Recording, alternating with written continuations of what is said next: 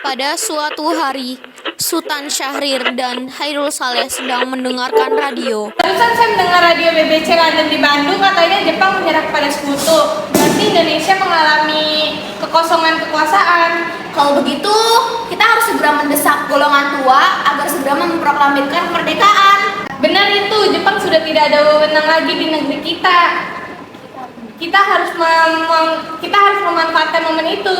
Betul sekali, kawan.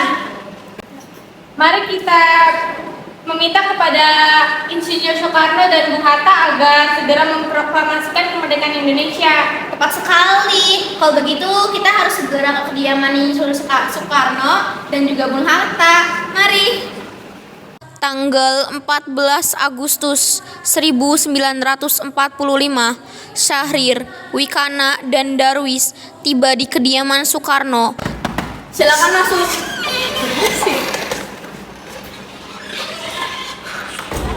Keduanya menyampaikan hasil-hasil keputusan rapat. Saya mendengar berita bahwa Jepang menyerah pada Sekutu. Maka dari itu tadi siang kami para golongan pemuda mengadakan rapat. Kita tidak bisa memproklamasikan kemerdekaan begitu saja. Kita harus membicarakannya dalam rapat PPKI. Kita tidak mungkin membahasnya dalam rapat PPKI. Kita harus membicarakannya dalam rapat PPKI karena PPKI adalah badan yang membicarakan tentang kemerdekaan Indonesia. Apa kita harus menunggu janji Jepang untuk kemerdekaan bangsa ini? Tidak bisa, Bung. Kita harus bangkit untuk kemerdekaan sendiri. Mengapa kita harus menunggu janji manis itu? Tapi semakin cepat kita memproklamasikan kemerdekaan, semakin cepat kita Karena masing-masing mempertahankan pendapatnya, keempat orang golongan muda tersebut berpamitan kepada Bung Karno. Syahrir dan Saleh berpamitan dengan bergegas meninggalkan kediaman Bung Karno dengan wajah kesal. Kemudian, para anggota golongan tua yang berada di kediaman Soekarno langsung membicarakan permasalahan tersebut. Bagaimana itu para pemuda menuntut untuk memproklamasikan kemerdekaan? Tapi kita tidak boleh gegabah, Bung. Kita harus mempersiapkannya dengan matang. Saya setuju. Menurut saya yang terpenting sekarang adalah menghadapi sekutu yang ingin merebut kembali bangsa ini. Dan selain itu, masalah kemerdekaan sebaiknya kita bahas kembali dalam sidang PPKI 18 Agustus mendatang. Lalu, bagaimana dengan pendapat golongan muda? Apakah kita abaikan saja? Ya, mereka masih terlalu muda, pemikiran mereka terlalu pendek. Kita harus berpikir ke depan. Bagaimana jika nanti semuanya berantakan? Baiklah, Bu. Berarti kita semua sepakat. Tanggal 16 Agustus 1945, pada pukul 24.00, golongan muda melakukan rapat di asrama Baperpi, Jalan Cikini 71. Dalam rapat itu, diputuskan untuk mengungsikan Soekarno dan Hatta ke Rengas Dengklok. Tujuannya agar Insinyur Soekarno dan Dr. Andes Muhammad Hatta tidak berpengaruh oleh Jepang.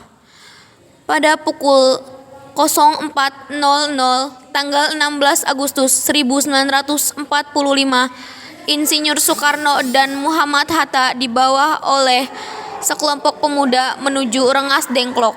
Assalamualaikum. Waalaikumsalam. Ada apa saudara datang sepagi ini? Kami bermaksud ke sini untuk membawa Anda dan Soekarno menuju ke tempat pengasingan. Tempat pengasingan? Apa yang Anda maksudkan? Iya, kami akan membawa Anda untuk diasingkan agar terhindar dari ancaman bentrok antara rakyat dan Jepang. Sebaiknya Ibu Fatmawati ikut serta. Baiklah, kami akan ikut. Hilangnya Soekarno dan Muhammad Hatta secara misterius pagi itu menimbulkan kepanikan di kalangan para pemimpin di Jakarta.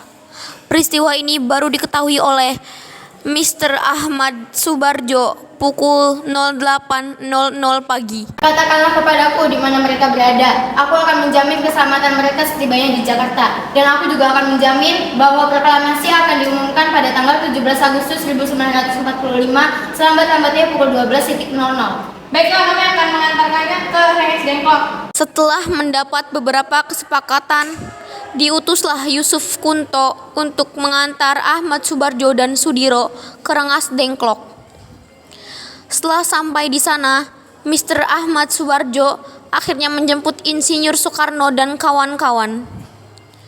Selain itu, Mr. Ahmad Subarjo berhasil meyakinkan para pemuda untuk tidak terburu-buru memproklamirkan kemerdekaan. Sekitar pukul 23.00, rombongan Insinyur Soekarno sampai di Jakarta untuk sesaat pulang ke tempat masing-masing. Lalu langsung menuju rumah Laksamana Meda untuk merumuskan naskah proklamasi. Tanggal 16 Agustus 1945 pukul 23.00 waktu Indonesia Barat, rombongan tiba di Jakarta. Proklamasi. Kami, bangsa Indonesia, dengan ini menyatakan kemerdekaan Indonesia. Hal-hal yang mengenai perpindahan kekuasaan dan lain-lain diselenggarakan dengan cara seksama dan dalam tempo yang sesingkat-singkatnya. Jakarta, 17 Agustus 1945.